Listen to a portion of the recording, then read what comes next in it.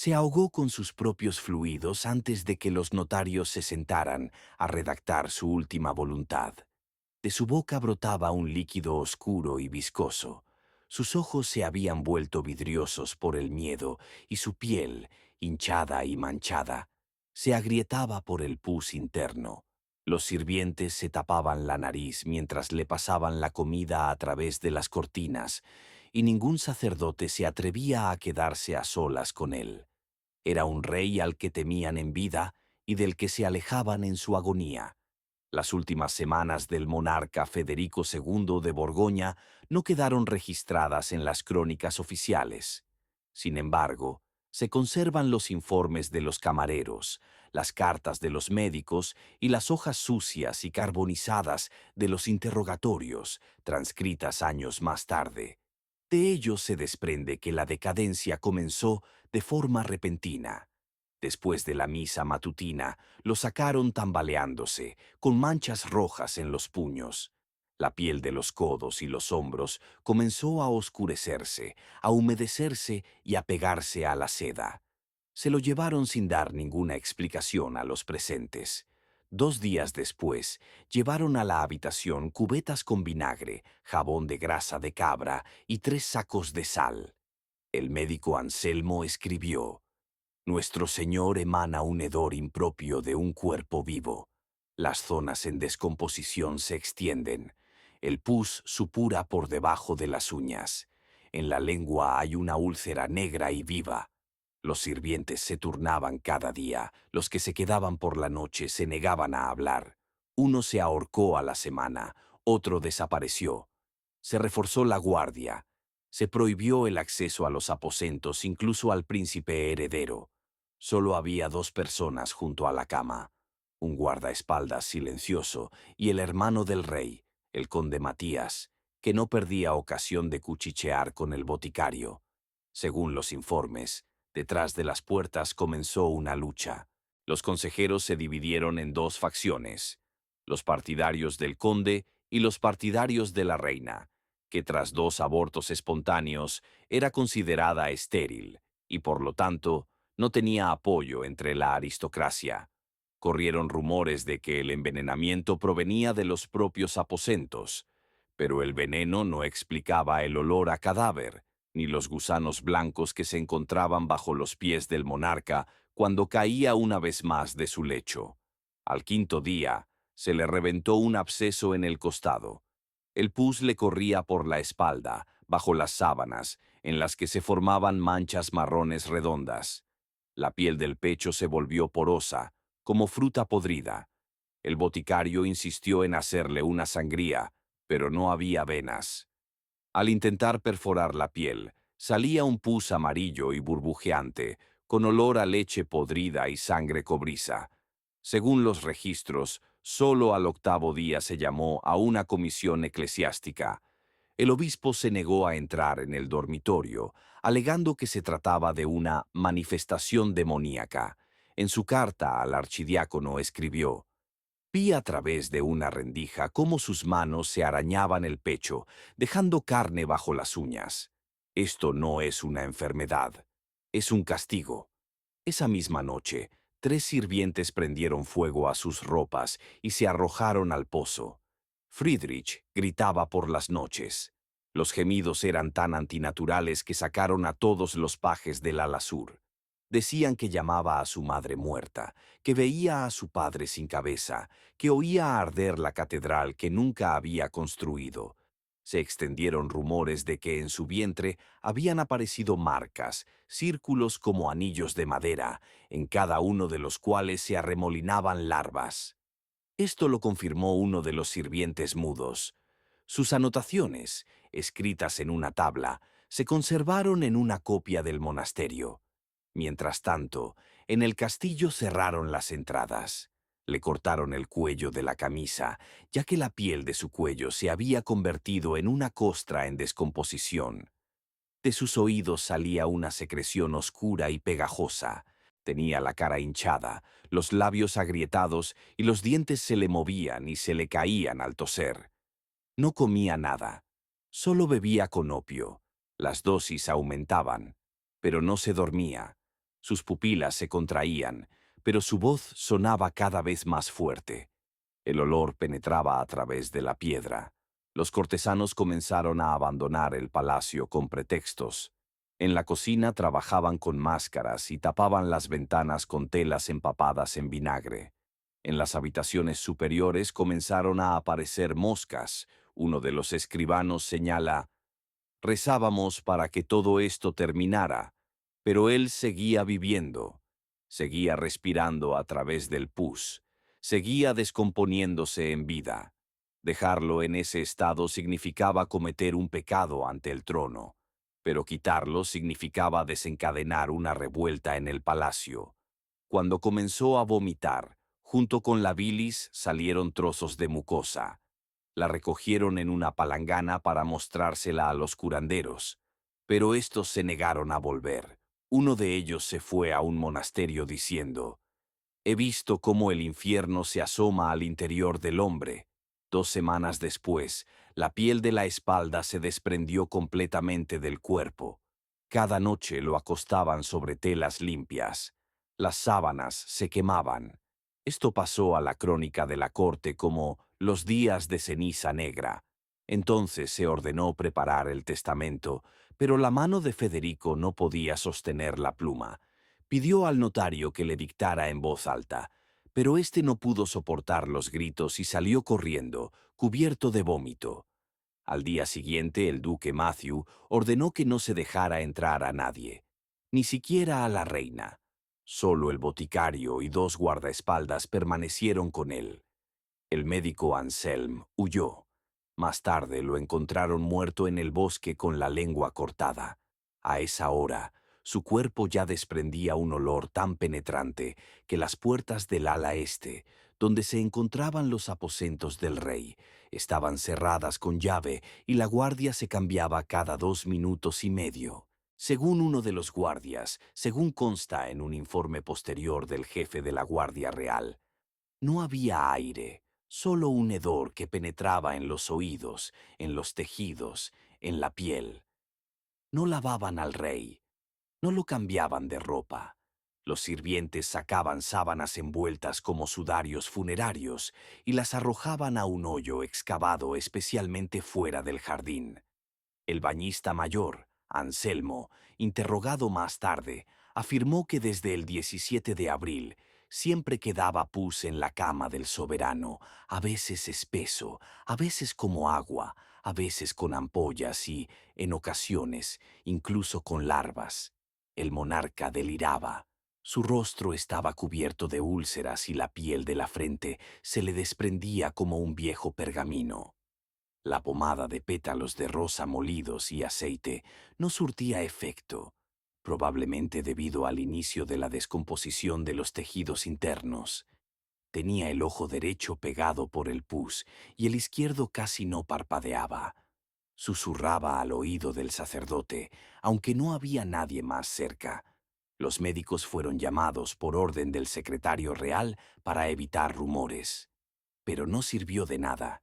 2 cocineros desaparecieron de la cocina del palacio. Uno de ellos, como se supo más tarde, se abrió paso hasta el cochero y le contó que había visto un cadáver humano que llamaba a todos por su nombre, pero que ya no podía ni siquiera levantarse sobre los codos. A través de él, la noticia llegó al episcopado y comenzó una presión silenciosa. Si el rey moría en la inmundicia, su alma sería rechazada por Dios. Mientras tanto, el duque de Orleans, sobrino del monarca, comenzó a recoger firmas para un testamento secreto. Sus hombres ya habían acudido 3 veces a la habitación del moribundo, pero no habían conseguido su firma. Sus dedos estaban como de madera, hinchados, ennegrecidos y con los vasos sanguíneos reventados bajo las uñas. Uno de los testigos afirmó que la pluma se deslizaba sobre la piel como sobre un hígado cocido, sin encontrar punto de apoyo. Los rumores se multiplicaban. Algunos decían que el rey estaba maldito, otros que había sido envenenado. Los sirvientes más desesperados del lado oriental comenzaron a traer a la puerta sus objetos personales: anillos, monedas, trozos de tela, con la esperanza de que el ritual los purificara. Un embajador, al ver cómo los soldados fregaban las paredes con vinagre, escribió en una carta: «No lo están curando, ya temen que la casa se convierta en una tumba». Al amanecer del 28 de abril, nadie había pasado la noche en la habitación del rey. Las velas se consumían solas. En el suelo yacían colillas de hierbas sagradas, medicinas desmenuzadas y manchas de un líquido negro. Nadie se molestó siquiera en cambiar la cama, simplemente la sacaron junto con la ropa de cama. El padre Mathieu, confesor de la corte, lo describió así: «Entré a señal de los guardias. La puerta estaba entreabierta, pero salía vapor del interior. El monarca yacía boca arriba. Tenía la boca entreabierta y le salía pus. En el pecho tenía una úlcera viva, en la que se movía algo. Recé una oración, pero él no respondió. Solo un ojo me seguía. Solo un ojo». Un día después, el Consejo Real decidió restringir el acceso al ala este. Se inventó una explicación: amenaza de resfriado sangriento, aunque ni siquiera los médicos tenían dudas. No se trataba de una enfermedad, sino de descomposición. El cuerpo emanaba oscuridad. Más tarde se escribió que había comenzado una putrefacción autogenerada. El cuerpo seguía vivo, pero ya no era el mismo. De la costura abierta del abdomen brotaba un líquido turbio con vetas negras. El sirviente Pierre, que escribió una nota que se encontró en su bota después de suicidarse, afirmó: «Vi cómo le latían las tripas. Vi cómo se le ampollaba la piel. Le oí llamar a los muertos». El arzobispo se negó a dar la comunión al rey. Su confesión nunca se llevó a cabo. Según los documentos, ninguno de los clérigos quiso ser el último en escuchar las súplicas de la putrefacción. Su alma fue declarada perdida antes de su muerte. Era algo inédito, pero el cuerpo seguía vivo, y eso era lo más aterrador. No había muerto, seguía existiendo como una masa pesada de carne, en descomposición, que gemía por las noches y temblaba a la luz de las velas. Los sirvientes ya no entraban en la habitación sin santiguarse. Una vez, el vigilante nocturno Jean arrojó un cráneo de rata bajo la puerta, como un amuleto, como una maldición, como una confesión de impotencia. Al tercer día después de que dejaran de darle la vuelta, la piel de la espalda se pegó al tejido del colchón. Al intentar despegarla, se produjo una hemorragia grave que no pudieron detener. El sirviente que sostenía la palangana la dejó caer y la sangre con pus se derramó por el suelo. En ella flotaba un bulto semidigerido, probablemente parte del estómago. En el informe del médico jefe, redactado en un trozo de pergamino, se indicaba: espalda oscura, en descomposición, el cuerpo emana vapor. La piel se desprende en capas. En la habitación había un olor acre a manteca rancia, vinagre, hígado podrido y huevos podridos. En las ventanas había moho. Bajo la mesa había gusanos, no solo en el cuerpo del rey, sino también en la madera. Algunos afirmaban que los habían visto en el tintero. Las plumas se empapaban y el papel no retenía la tinta. Todo lo que estaba cerca comenzaba a pudrirse. El rey no hablaba, pero emitía sonidos que se comparaban con gemidos, con gruñidos de perro, con gritos ahogados. Uno de los testigos, un joven sirviente llamado Bastien, dijo: «Era como si estuviera masticando algo. Sus labios se movían, pero no formaban palabras, como si se estuviera comiendo su propia alma». Los guardias se mantenían a distancia, se les permitía turnarse cada 2 minutos.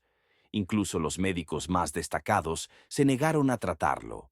El último que intentó acercarse, un anciano médico llamado Bernard, se desmayó al ver cómo salían 2 gusanos de la cavidad bucal.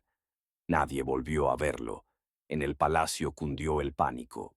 Los herederos comenzaron a exigir la firma forzosa del testamento, pero nadie podía obligar al monarca a coger la pluma. Sus manos se habían vuelto negras y duras como la madera. No podía doblar los dedos. Una vez, su mano cayó de la cama y quedó colgando, inmóvil, como un trozo de carne seca. Los médicos temían levantarla, ya que los tejidos eran demasiado frágiles y podían desprenderse. Por orden del consejo, se llamó a un grupo de sacerdotes para realizar un exorcismo. Leyeron oraciones durante 3 días seguidos, turnándose, pero nada funcionó. Al contrario, por la noche apareció una sustancia viscosa en el suelo. Alguien vio una rata que se comió un trozo de vendaje y murió cerca. Las lavanderas de la corte se negaban a lavar su ropa, ni siquiera con guantes. El abogado de la corte escribió: "El cuerpo de su majestad es indescriptible. Está vivo, pero más allá de lo humano. No sabemos si se trata de un castigo, una enfermedad o un castigo divino". Se intentó confesarle a través de la reja, pero incluso así, el sacerdote se negó. Dijo que el espíritu ya se había ido. Sin embargo, esa misma noche, el rey comenzó a llamar en voz alta a los muertos. Pronunciaba los nombres de sus sirvientes fallecidos, antiguos tesoreros, santos y herejes. Su voz era ronca, llena de mucosidad y se convertía en un murmullo inarticulado. El sonido fue grabado en el Libro Negro de la Corte. Fue la primera vez en la historia que la voz de un monarca se grababa como indescifrable. Mientras su cuerpo seguía pudriéndose, la realidad en el palacio se desmoronaba. La cocina funcionaba cada 2 días. Los sirvientes se marchaban sin cobrar. Los coros ya no cantaban por las mañanas. En la capilla principal habían desaparecido las velas. Todo en el ala este moría poco a poco. El cuerpo del rey ya no retenía la humedad. Con cada respiración resumaba líquido y en las sábanas quedaban manchas redondas y húmedas con un borde purulento. Los médicos lo describían como la muerte saliendo por los poros. Del abdomen sobresalía una ampolla negra del tamaño de un puño, que reventó al 23.º día de la enfermedad, derramando un líquido espeso con olor a cadáver.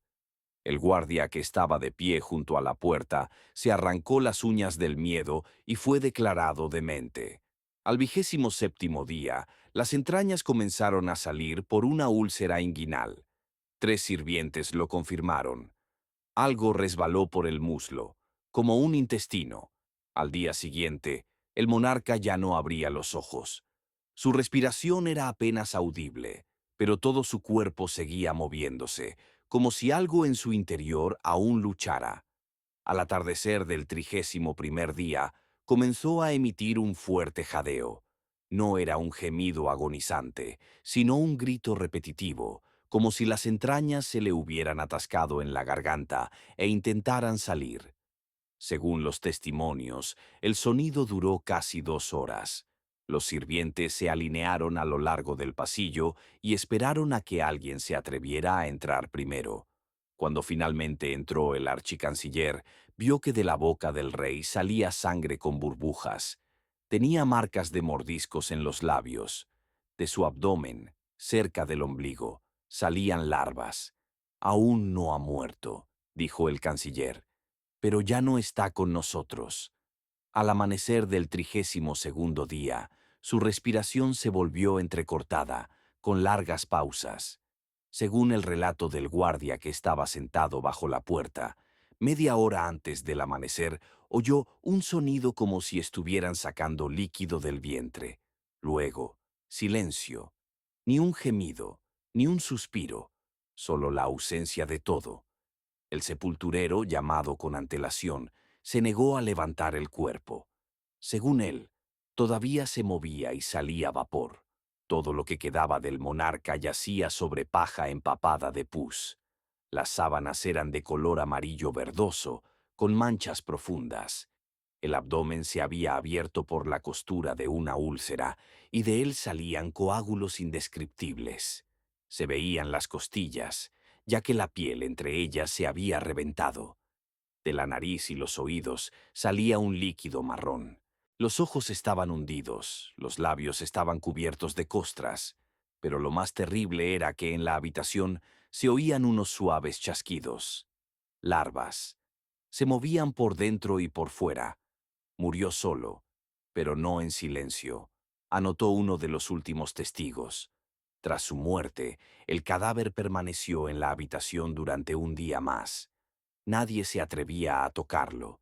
Entonces se tomó la decisión de destruir la cama, no lavarla, ni hervirla, sino quemarla, en un patio cerrado, tras un muro ciego, sin anuncios ni presencia de sacerdotes. Todo el mobiliario del dormitorio fue amontonado y arrojado al fuego. En el informe de limpieza sanitaria se indica: debido al excesivo estado de descomposición y al peligro de contagio, se ordena destruir toda la tela, la madera y los utensilios. Incluso las piezas de bronce estaban cubiertas de moho. Nos abstendremos de ceremonias. Los restos fueron envueltos en piel y arcilla para detener la pérdida de líquido. El entierro se pospuso. No había testamento. Los herederos comenzaron la guerra a los 3 días, sin ceremonias, sin luto, sin funeral. Uno de ellos se autoproclamó nuevo gobernante incluso antes de que se reconociera oficialmente la muerte. El arzobispo se negó a oficiar el funeral. Alegó: un hedor insoportable, el estado indescriptible del cuerpo y el temor a la ira del Señor. Según él, lo que yacía en ese lecho era más una maldición que un cuerpo. En las paredes de la capilla aparecieron grietas y las velas se apagaban sin viento. Se decidió que no habría funeral público, solo un ritual a puerta cerrada, solo en el sótano. Mientras el cuerpo permanecía en el castillo, las ratas salieron de los sótanos. Varias de ellas fueron encontradas muertas cerca de las puertas, una en el dormitorio. Se decía que había muerto por comer un trozo de carne que había caído de la cama. Por orden del consejo se fumigaron todas las habitaciones. Las paredes se rascaron con cuchillos. El techo se blanqueó. Se quitó todo lo que se podía arrancar. El suelo se roció con vinagre. Los documentos afirman: el olor permaneció a pesar de 6 fumigaciones, 2 cambios de alfombras y la sustitución de las contraventanas. Algunos cortesanos se marcharon definitivamente, afirmando que el castillo estaba maldito. Políticamente, la muerte del monarca fue una catástrofe. No se encontró el testamento, se precintó el tesoro. El consejo se dividió en 2 facciones. Uno de los aspirantes al trono comenzó las ejecuciones ya al 4.º día tras la muerte del viejo soberano. En la capital se extendieron rumores sobre una maldición. Los niños nacían muertos, los sacerdotes tenían visiones, el pan se ennegrecía en los graneros. Algunos escribían que el rey no había muerto, sino que se había desintegrado. En uno de los últimos tratados médicos, publicado en un reino vecino, el caso se describe como la completa descomposición purulenta de la personalidad debido a la tiranía, la glotonería y la decadencia espiritual. Se señala: tal nivel de degradación orgánica no se había observado en ningún gobernante conocido. En la crónica de los 34 días, redactada bajo la dictado de un viejo cronista, leemos: el cuerpo era más fuerte que la corona, pero más débil que el polvo. Mantenía el poder, pero no podía mantener la respiración. Sus últimos días fueron una tortura para todos los que aún respiraban a su lado. Nadie lo lloró, porque no había nadie que pudiera llorar. Todos habían huido. Al 8.º día después de su muerte, el cuerpo fue sacado por la noche, en un ataúd cerrado, envuelto en paja y tela azul. El ataúd fue clavado con clavos de hierro, fue enterrado fuera de la capilla, en un rincón alejado de la cripta, sin nombre. Solo había un disco de metal con la fecha, sin ninguna oración. Ningún sacerdote pronunció una palabra. No se encendió ninguna vela. Así terminó el monarca cuyo nombre ya no se pronunciaba en voz alta.